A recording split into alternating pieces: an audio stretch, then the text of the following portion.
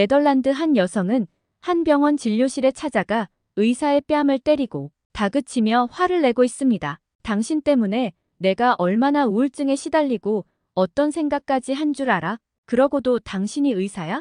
당신이 그때 똑바로 진찰만 해줬더라면 내가 그런 생각을 하지도 않았을 텐데. 불치병에 걸린 줄 알았던 이 네덜란드 여성은 한국에 간 후 충격적인 진실을 듣게 되었다고 합니다. 과연 그녀에게는 무슨 일이 있었던 걸까요? 안녕하세요. 저는 네덜란드 란트스타트에 사는 33살 여성입니다. 이름은 안나라고 합니다. 여기 란트스타트를 간단히 소개하면 네덜란드에서 가장 많은 인구가 살고 있고 중요한 역할을 하고 있는 도시입니다. 6년 전 방송에나 나올 법한 말도 안 되는 이야기를 나누려고 합니다. 그럼 본론으로 들어가서 본격적으로 이야기를 시작해 볼게요. 저는 조국인 네덜란드도 사랑하지만 조국 네덜란드 다음으로 사랑하는 나라가 있습니다. 그건 바로 한국이죠. 그 이유는 지금부터 말씀드리겠습니다. 6년 전 갑자기 가슴에 극심한 통증을 느끼기 시작했어요. 제가 원래 병원에 가는 걸 너무 안 좋아해서 처음에는 그냥 참으려고 노력했습니다. 저희 어머니가 자연치유사라서 제가 병원에 더 안 가는 이유도 있었겠죠. 그런데 점점 시간이 지날수록 통증은 심해져 갔고 저는 결국 지역에서 꽤 큰 병원에 겨우 예약하고 찾아갔습니다. 그런데 정밀 검사를 해보자고 하더라고요. 저는 그때 뭔가 내 몸에 심각한 문제가 있구나 하는 불안감에 떨었습니다. 그리고 얼마 후 병원으로 검사 결과를 들으러 갔어요. 그런데 의사의 표정이 매우 안 좋았습니다. 순간적으로 불길한 예감이 들었죠. 의사의 표정, 그리고 극심한 통증으로 봐서 제 자신 스스로 뭔가 아주 안 좋은 결과가 그려지더라고요. 그 안 좋은 예감은 현실로 다가왔습니다. 의사는 왜 진작에 오지 않았냐며 너무 늦게 왔다고 하더라고요. 저는 의사의 그 말에 정신을 잃고 쓰러질 뻔했습니다. 가까스로 정신을 부여잡고 다시 의사의 말에 집중했어요. 의사는 이후에도 더 심각한 이야기를 이어나갔습니다. 심장뿐만 아니라 암이 폐에까지 전이되어서 손 쓸 방법이 없다고요. 저는 의사에게 되물었습니다. 그럼 그냥 죽기만을 기다려야 하냐고요.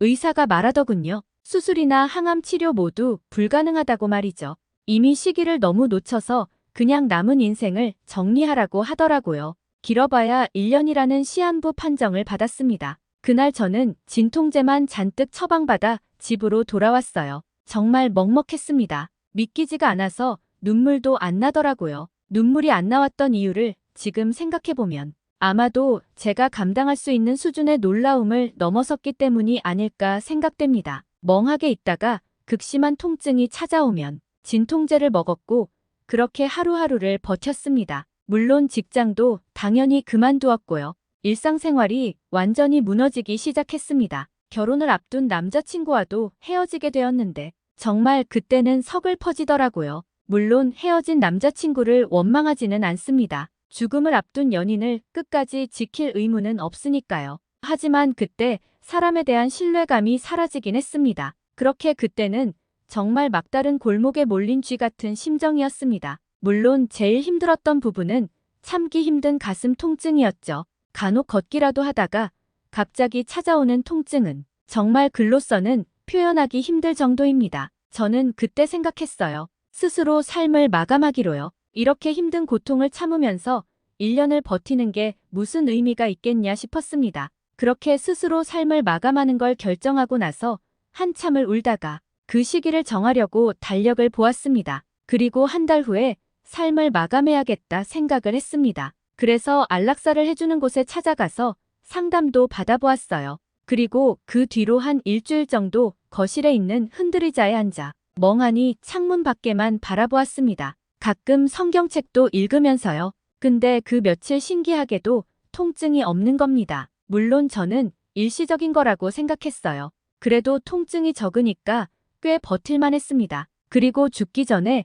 해외를 다녀오고 싶다는 생각을 했습니다. 어느 나라가 좋을까 곰곰이 생각하다가 지금 몸 상태를 고려해서 치안이 좋은 안전한 나라를 골라야겠다는 마음이 생겼어요. 아무래도 지금 몸 상태에서 치안이 열악한 중남미나 아프리카 같은 곳은 현실적으로 가기 힘들 것 같았거든요. 비행시간이 부담스럽기는 하지만 아시아 쪽으로 가기로 생각을 했고 그리하여 일본과 한국 둘 중에 하나를 결정해야 했습니다. 곰곰이 생각하다가 2번이나 갔다 온 일본보다는 출장으로 한 번 잠깐 다녀온 한국이 더 볼 게 많다고 생각이 들어서 한국으로 결정하게 되었어요. 신기하게도 한국 자유여행을 준비하는 기간에는 통증이 많이 줄었습니다. 물론 가끔 극심한 통증이 오긴 했지만 그래도 버틸만은 했습니다. 그리고 우여곡절 끝에 한국행 비행기에 올랐어요. 다행히도 긴 비행 시간 동안 극심한 고통에 시달릴까봐 걱정했지만 별탈 없이 있을 수 있었고 그렇게 한국에 도착했습니다. 인천공항에 도착한 저는 바로 택시를 탔어요. 목적지는 숙소를 잡은 동대문이었죠. 대교 위에서 택시를 타고 창밖을 바라보는데 인천 바다가 보였습니다. 그때 갑자기 눈물이 터졌습니다. 택시 기사도 놀란 듯 저를 힐끔힐끔 쳐다보시다가 휴지를 건네시더라고요. 마치 우는 아이 달래듯이 사탕도 주셨고요. 정 많은 기사님이셨어요. 제가 그때 택시에서 울음을 터뜨린 이유는 아마도 창 밖으로 보이는 멋진 인천 바다의 풍경을 생애 마지막으로 보는 거라는 서글픔 때문이었을 겁니다. 정말 그 당시에는 울음을 멈추기 힘들었어요. 그렇게 숙소가 있는 동대문에 편안하게 도착했습니다. 숙소는 동대문 4번 출구에 있는 토요코인이라는 일본식 비즈니스 호텔이었어요. 화려한 호텔과는 거리가 멀지만 가성비가 상당히 좋은 호텔이었습니다. 먼저 숙소로 가서 짐을 풀고 동대문 쇼핑센터로 갔어요. 숙소 근처에서 간단히 밥을 먹고 쇼핑을 했습니다. 마음에 드는 가방이 있어서 사려다가 문득 이런 생각이 들더라고요. 가방을 사도 오래 쓰지도 못하고 떠날 건데 사서 뭐 하나 싶은 생각이요. 그런 우울한 마음이 드니까 쇼핑할 맛이 안 나더라고요. 저는 한국에서 첫 지하철 타기를 도전을 했습니다. 동대문에서 명동까지 지하철을 타고 갔어요.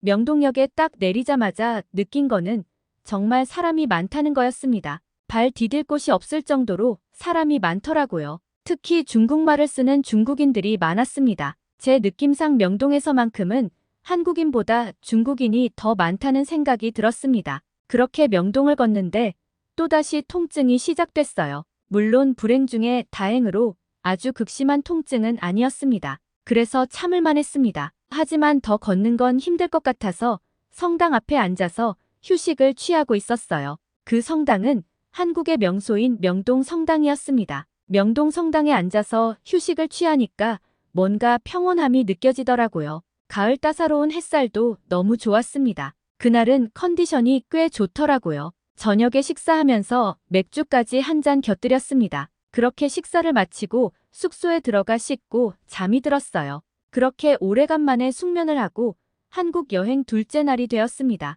둘째 날에는 광화문과 인사동을 갈 예정이었어요. 광화문역에서 내려서 광화문을 구경하고 컨디션이 좋다면 그냥 인사동까지 걸어가고 만약 컨디션이 좋지 않다면 광화문역에서 안국역까지 지하철로 이동을 할 계획이었는데 제가 정신이 없어서 그만 명동역에서 잘못 내린 겁니다. 몸이 아프니까 정신도 오락가락했는지 전날 갔던 명동역에는 왜 또 내린 것인지 참 그때는 저 자신에게 화가 났었는데 지금 생각해보면 정말 기적의 발단이 잘못 간 명동역에서 시작이 된 거죠. 그날은 한국 여행 첫째 날과 달리 컨디션이 급격하게 나빠졌습니다. 가슴 통증도 다시 시작되었고요. 광화문과 인사동 구경은 포기하고 저는 또 명동 성당에 가서 휴식을 취했습니다. 한 30분 쉬다가 택시를 타고 동대문 숙소로 갈 계획이었어요. 가슴 통증은 계속되었고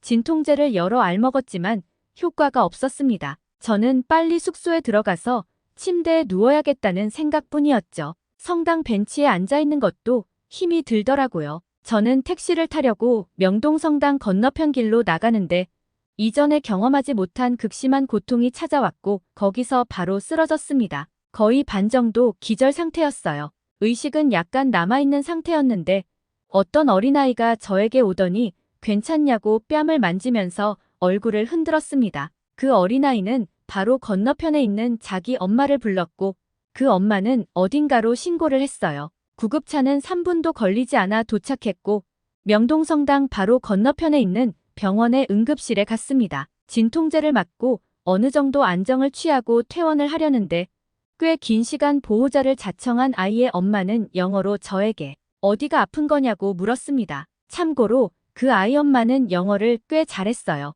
그런데 그녀는 저에게 정밀 검사를 받아보라고 권유하더라고요. 저는 됐다고 말하면서 당시 제 사정을 다 말했죠. 말기암 시한부라는 거를요. 그 말을 들은 그 아이 엄마는 상당히 놀라더라고요. 저는 놀란 얼굴로 있는 아이 엄마의 손을 잡아주면서 오히려 아픈 제가 다독여 주었습니다. 고마움에 감사 인사를 하면서요. 그렇게 감사하다고 연신 인사를 하고 병원 응급실을 나서는데 아이 엄마가 저를 다시 부르더라고요. 그리고 이렇게 말했습니다. 그녀가 예전에 처녀 때 간호사로 일을 해봐서 아는데 말기암 시한부이면 얼굴 몰골부터 말이 아니고 얼굴에 핏기도 거의 없는데 그에 반해 저는 얼굴부터 말기암 시한부와는 전혀 거리가 멀다고 하는 겁니다. 그래서 저는 외모가 말기암 시한부와는 거리가 있을지 몰라도 가슴 통증이 상상을 초월할 정도로 심하다고 말했어요. 그런데도 그 여성은 간단한 검진을 해보자고 계속 권유하는 겁니다.